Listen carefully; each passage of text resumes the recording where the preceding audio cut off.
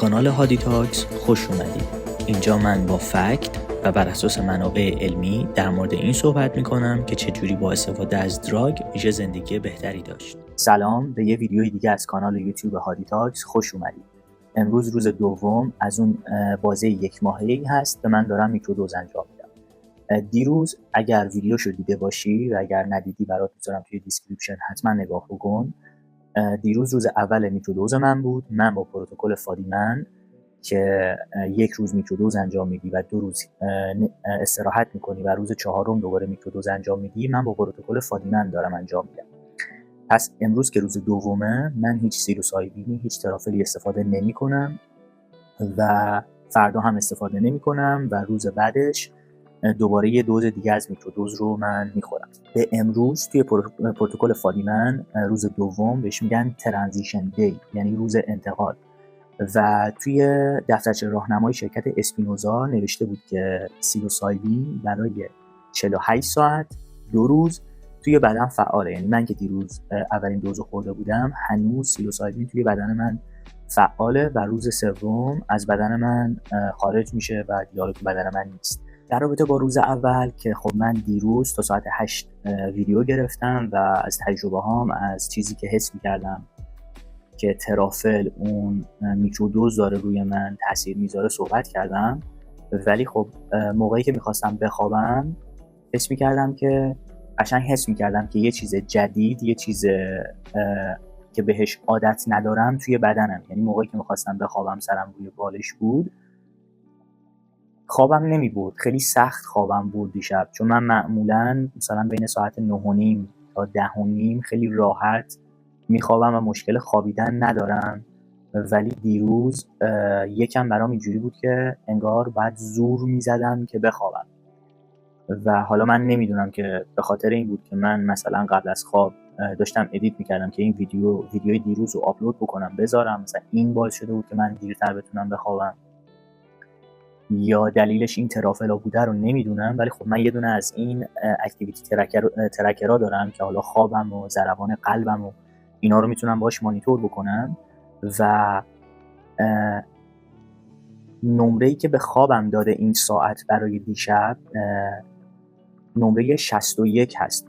چیزی که این ساعت داره به من میگه، من برات میذارم روی تصویر که تو ببینی، که من دیشب ساعت 12:08 خوابم برده، صبح ساعت 9:06 از خواب بیدار شدم، مدت زمان خوابم 8 ساعت و 57 دقیقه بوده، 9 ساعت تقریبا، و من از این 9 ساعت فقط 56 دقیقهش رو به صورت عمیق خوابیدم که حالا توی این آمار توی بخش دیپ این رو برای من نوشته 56 دقیقه. من 6 ساعت و 52 دقیقه به صورت لایت، به صورت سبک خوابیدم و 1 ساعت و 9 دقیقه هم توی حالت رم بودم که خب این برای من خیلی نمره کمیه 61، چون من دقیقاً جمعه هفته پیش که شب بیرون بودم، تا دیر وقت بیرون بودم و خیلی دیر خوابیدم، ساعت 3:13 خوابیدم که روی تصویر میتونی ببینی. نمره خواب من 65 بوده و من 10 ساعت خوابیده بودم روز جمعه و از این 10 ساعت 2 ساعت و 4 دقیقهش رو به صورت عمیق خوابیده بودم، در صورتی که دیشب که من 9 ساعت خوابیده بودم فقط 56 دقیقهش من توی خواب عمیق بودم و نمره 61 رو گرفتم. حالا جمعه هفته پیش یه روزی بوده، یه شبی بوده که من خیلی بد خوابیدم، یعنی ساعت 3:13 شب خوابیدن خیلی بده. من 3:13 خوابیدم، از اون ور 1:26 ظهر پا شدم، خیلی، یعنی از لحاظ تایم خوابی خیلی بده که من معمولا خودم سعی میکنم که این اتفاق نیفته. حتی اگر بخوام حالا یکم ناپرهیزی بکنم دیگه، مثلا 12 بخوابم، 1 بخوابم، خیلی هم پیش نمیاد. حالا هفته پیش برای من پیش اومد، ولی میخوام بگم که دیشب من کیفیت خوابم خیلی خوب نبود و موقعی هم که میخواستم بخوابم این رو خودم احساس میکردم که انگار یه چیزی مانع میشه که من بخوابم، انگار ذهنم فعالتر از همیشه بود. ولی صبح وقتی پا شدم خیلی خسته نبودم، صبح وقتی پا شدم مودم اوکی بود و استرابی هم که دیروز تجربهش کردم و توی ویدیو قبلی در موردش صحبت کردم، اون اضطراب رو هم امروز ندارم. یعنی برام امروز مثل یک روز عادیه، با اینکه هنوز سیلوسایبین اون ترافل توی بدن من فعاله، ولی هنوز برام همه چیز خیلی عادیه. یعنی نه خیلی اضطراب دارم، نه خیلی انرژیم بالاست مثل دیروز، نه احساس گشنگی میکنم مثل دیروز.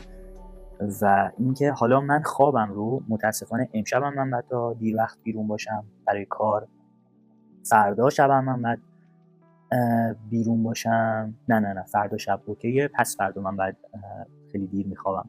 ولی خب توی این چند روزم من نمیتونم خیلی خوابم رو درست تنظیم بکنم که بتونم قشنگ با هفته های گذشته، چون من این ساعت رو الان مثلا 1 ماه بیشتر دستمه و هفته هایی رو دارم که کاملا من هر شب مثلا ساعت 10 خوابیدم و صبح ساعت 6 یا 7 بلند شدم و اون نمره ها و اون دیتا رو دارم واسه زمانی که من کامل خوابم تنظیم بوده. حالا توی هفته‌ای که میاد سعی می‌کنم که چند شب پشت سر هم دیگه همزمان که دارم میکرودوز انجام میدم روال خوابم رو همونجوری مثل قبل بذارم و توی روتین روزانه‌ام هم چیزی رو تغییر ندم. همون چیزی رو که صبحونه می‌خوردم، همون موقعی که ورزش می‌کردم، همون چیزایی رو که به عنوان حالا مولتی ویتامین و مکمل و غذا و اینا استفاده می‌کردم همونا رو داشته باشم و باز دیتای هفته بعدم رو بتونم خیلی خوب مقایسه بکنم با دیتای 2-3 هفته پیشم و بتونم بفهمم که حالا واقعا میکرودوز ترافل داره خوابم رو بهتر میکنه یا خوابم رو بدتر میکنه یا اصلا شاید تأثیری هم نداره.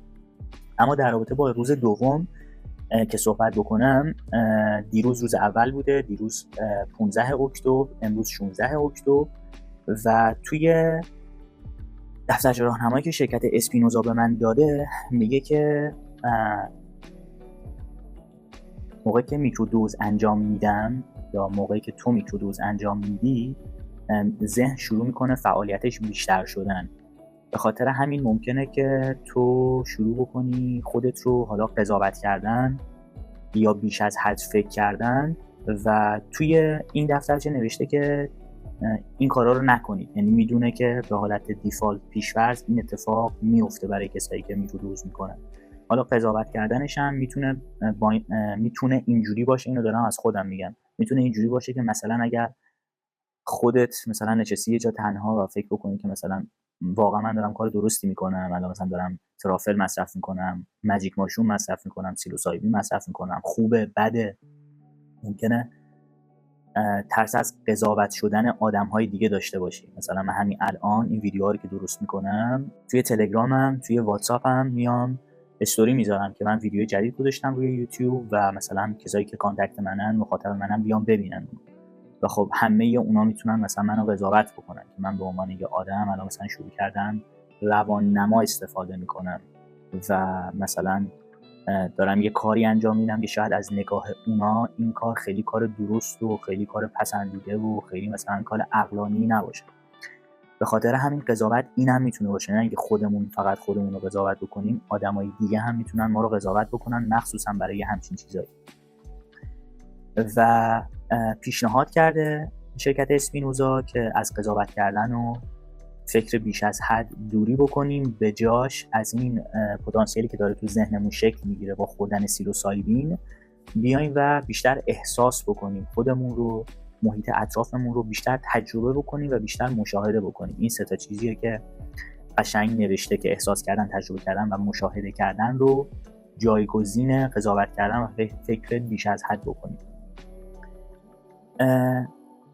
تجربه چیز دیگه ای ندارم. البته خب الان خیلی زوده، الان تازه روز دوم من یه نوبت میکرودوز کردم و روز دومه و فکر میکنم که باید بیشتر صبر بکنم، حداقل چند نوبت میکرودوز بکنم، یکم بگذره، شاید یکم دوزم رو بالا ببرم تا بتونم بیشتر حس بکنم که اوکی الان مثلا درک من، نگاه من، ادراک من به یه سری چیزا عوض شده، یه سری چیزای جدید دارم حس میکنم، تجربه میکنم و خب حتما زمانش که برسه این چیزها رو ببینم توی ویدیوهام در موردش صحبت میکنم. الان فقط خواستم که دوباره یه آپدیت کوچیک از روز دوم بدم. ویدیوی روز سوم رو هم ضبط میکنم، این دوتا رو یکی میکنم و میذارم و احتمالاً مثلا تا یه هفته 10 روز اول همینجوری برای هر روز ویدیو جداگانه بگیرم و بعدش احتمالاً یه سری آپدیت های هفتگی بدم دیگه، نیام هر روز مثلا ویدیو بگیرم بگم این روز اول، این روز دوم، این روز سوم. بعد ببینم که چطور پیش میره. دمت گرم که ویدیومو میبینی. روز سوم میکرودوز، همه چی امن و امان، سلامتی همه دراگبازایی که ورزش میکنن. خب من از باشگاه اومدم خونه و چند تا نکته رو قبلش بگم. یکی این که من یه میکروفون جدید گرفتم واسه اینکه صدام بهتر ضبط بشه. اون میکروفونی هم که قبلش باهاش چند تا ویدیو قبلی رو ضبط کردم میکروفون جدیدی بود، ولی بعدم متوجه شدم که توی ادیت که خیلی نویز میده به ویدیوها و این میکروفون رو گرفتم و الانم که دارم واسه اولین بار تستش میکنم، همین الان بازش کردم، فهمیدم که طول سیمش خیلی کوتاهه. به خاطر همین من دیگه نمیتونم الان که به تلفنم وصله اینو از به اینجا وصل کنم از زیر لباس. به خاطر همین مجبورم که حالا این ویدیو و شاید احتمالاً ویدیوی فردا رو اینجوری دستم بگیرم دیگه. به بزرگی خودتون ببخشید، ولی امیدوارم که صدای ویدیوها خیلی بهتر باشه، صافتر باشه، تا تویی که داری ویدیو رو میبینی لذت بیشتری ببری، بیشتر ترغیب بشی تا ویدیوها رو نگاه بکنی. امروز همونجوری که تو باشگاه گفتم، امروز روز سوم اون دوره یه ماه هست و اگر بخوام از صبح برای تعریف کنم که امروز من چه حسی داشتم و چه چیزایی رو تجربه کردم، اول از همه که دیشب من خیلی بهتر خوابیدم و این ساعتی که دارم برای خوابم به من نمره 74 رو داده که نسبت به شب قبلش که نمره 61 رو داشتم 13 نمره بیشتر شده خوابم و خوابم رو قابل قبول تعریف کرده و من دیشب تونستم 1 ساعت و 24 دقیقه خواب عمیق داشته باشم. پس میتونم تقریبا نتیجه بگیرم که سیلوسایبین یا این ترافلی که من استفاده کردم خیلی الان هنوز روی خوابم تأثیری نداشته. میتونم بگم خوشبختانه تأثیر بدی نداشته. اگر بخوام از حس و حالم برای تعریف کنم، من امروز صبح که از خواب بیدار شدم، خیلی اول اینکه خیلی زود از خواب بیدار نشدم. من دیشب ساعت 12 تونستم بخوابم و صبح ساعت 9 بیدار شدم. فکر میکردم که بتونم روز فعالانه تری رو داشته باشم، ولی خب اینجوری نشد. حالا برای تعریف میکنم. اول اینکه صبح که پا شدم یکم حالم گرفته بود، یعنی یه خیلی سرزنده و شاداب و اینا نبودم و از مثلا نیم ساعت که گذشته بود یکم داشتم حالا لود میشد مغزم، یه سری خاطرات بعد، یه سری چیزهایی که از قبل تجربه کرده بودم و برام خیلی خوشایند نبود میومد تو ذهنم و اون برام اینجوری بود که حالت نشخوار ذهنی و فکر کردم به اون خاطرات بعد گذشته داشت برام تداعی میشد و یادم افتاد دقیقاً به همون چیزی که توی دفترچه راهنمای شرکت اسپینوزا، همین شرکتی که من ترافلا رو ازش خریدم، نوشته بود که میتونه این اتفاقا بیفته. انگار این ترافلی که من میخورم ذهنمو فعالتر میکنه، چون شروع میکنه حالا چیزای شبکه‌های جدید ساختن، اتصالات جدید ساختن، که اینو من توی ویدیوهای قبلیم توضیح دادم. اگه جدید داری این ویدیو رو میبینی، ویدیوهای قبلیمو حتما ببین، برات میذارم الان روی تصویر. و یادم افتاد که اونا به من توی دفترچه راهنماشون نوشته بودن که از قضاوت کردن و بعدش من موقعی که داشتم این خاطراتو بعد میومد توی ذهنم، پیش خودم میگفتم نکنه به خاطر این ترافلایی که دارم میخورم مثلا این اتفاق داره برام میفته. و اینکه سعی کردم همونجا استاپش بکنم، یه مثلا 10 دقیقه مدیتیشن بکنم، خیلی آروم شدم، خیلی از این عبور کردم و سعی کردم از همون چیزی که توی دفترچه راهنما نوشته بود، از قضاوت کردن و از نشخوار ذهنی و اینا، این کارا رو انجام ندم و به جاش مدیتیشن انجام بدم. و امروز 2 تا چیز حالمو خیلی خوب کرد، یعنی اون گرفتگی حالمو خیلی بهتر کرد. یکی این که من امروز با مامان بزرگم صحبت کردم، فکر میکنم مثلا آخرین بار 1-2 ماه پیش باهاش صحبت کرده بودم و من سالیان خیلی زیادی هست که مامان بزرگم رو ندیدم توی ایران، مامان بابام، و میتونم بگم که تقریبا عزیزترین آدمیه که من از توی فامیلام دارم و خیلی حالمو خوب کرد صحبت کردن با اون.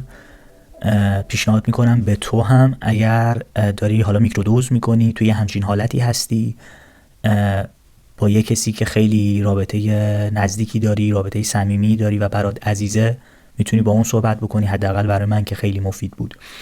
دومین چیزی که خیلی حالمو خوب کرد، امروز برای دومین بار یه کسی کامنت گذاشته بود برام. یعنی اولین بار یه نفر دیگه هفته پیش کامنت گذاشته بود، امروز یه کسی دیگه واسم کامنت گذاشته بود که ویدیوهامو دیده بود و خیلی براش جالب و جذاب بود و خیلی این به من کیف داد. خیلی من انرژی گرفتم و وقتی من میبینم که ویدیوهام دیده میشه، این چیزی که دارم میگم دیده میشه، کسایی یاد میگیرن، برای کسایی یه سری چیزا داره، خیلی من انرژی میگیرم.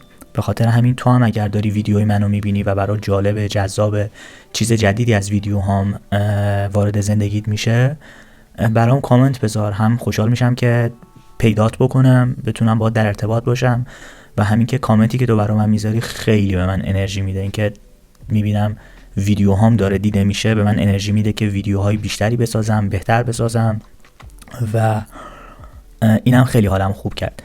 و اینکه بعدش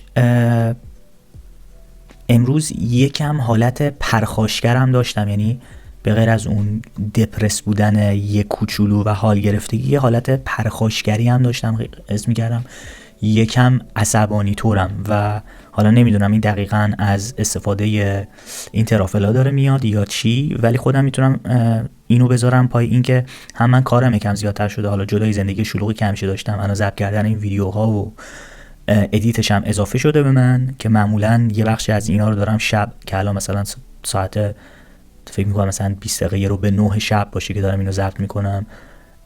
خب کارم زیادتر شده و اینکه تو این یک هفته گذشته خیلی بد خوابیدم، خیلی کم خوابیدم و فردا شبم من بعد تا ساعت 2-3 شب بیرون باشم. حالا اونو توی ویدیوی فردا در موردش صحبت میکنم و این خیلی تاثیر داره. من همیشه کلا موقعی که کم میخوابم خیلی عصبی طورم.